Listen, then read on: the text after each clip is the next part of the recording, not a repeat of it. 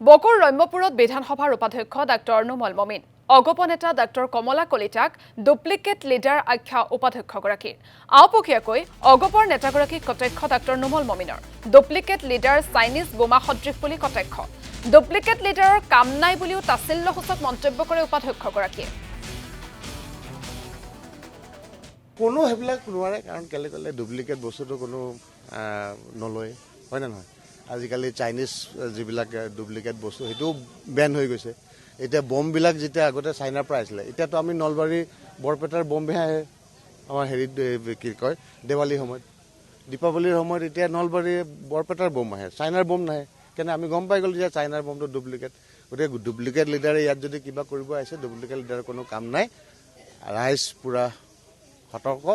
হৈ আছে আৰু খুব বুদ্ধিয়ক হ'ল আজিকালি ভোটাৰছবিলাক জানে সিহঁতে এতিয়া যে চৰকাৰ দিল্লীত আছে আমাৰ এনডিএ চৰকাৰ দিছপুৰত এনডিএ চৰকাৰ গতিকে ইয়াতো ৰাইজে সেই এনডিএ চৰকাৰে আনিব কাৰণ বেলেগ চৰকাৰক আনি পেলাইতো লাভ নাই সেইকাৰণে ভোটটো নষ্ট নকৰে ৰাইজে একদম জুখি মাখি ভোট দিব আৰু আমাৰ এই বড়ো বাইদেউ মিনতী বড়ো বাইদেউ বিপুল ভোটত জিকিব এই বনগাঁৱৰ পৰা